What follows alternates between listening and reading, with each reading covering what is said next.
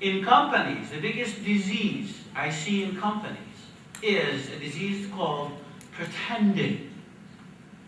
Because we pretend to understand, we pretend to know.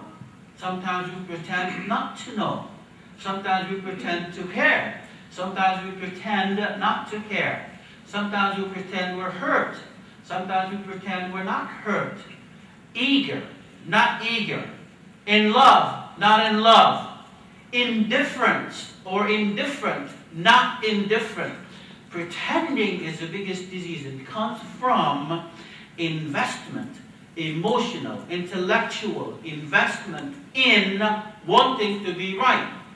So let me give you a story of how far people go in wanting to be right and not pointed at as wrong. This is a story of a lady who is very, very fat, very obese.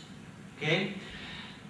And her husband constantly berates her, scolds her, talks with her about, stop eating this, watch what you're eating, don't eat after 6, drink Diet Pepsi, reduce your sugar intake, eat whole wheat grain, okay, bread. Constantly berate her, scold her about her weight. Okay?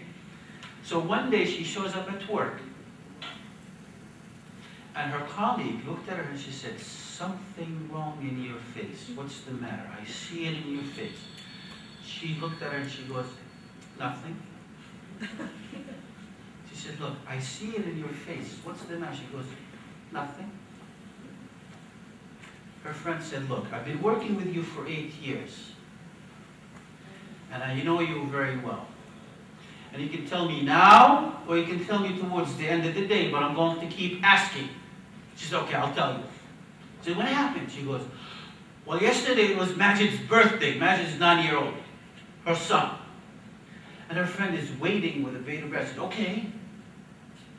She said, well, we celebrated the birthday. She goes, okay. She said, I made a birthday cake. She said, oh, and then?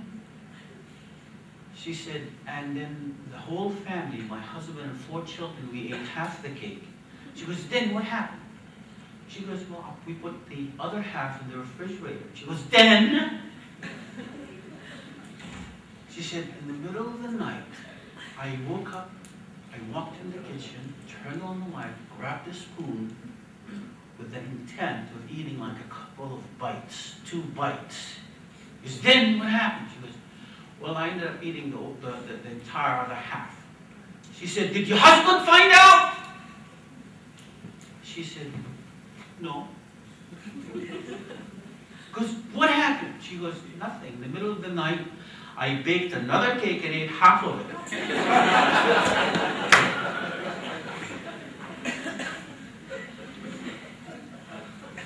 Now let me tell you how sad this is. Because I want you to reflect inside your organization or maybe your personal life.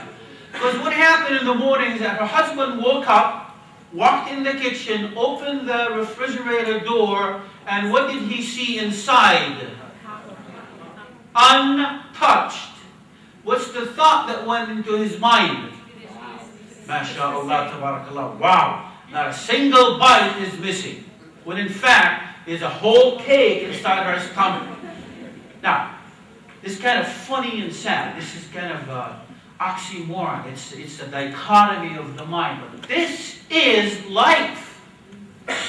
We go around pretending. We go around investing so much energy, time, and effort into wanting to be right. Wouldn't it be great if we understand this?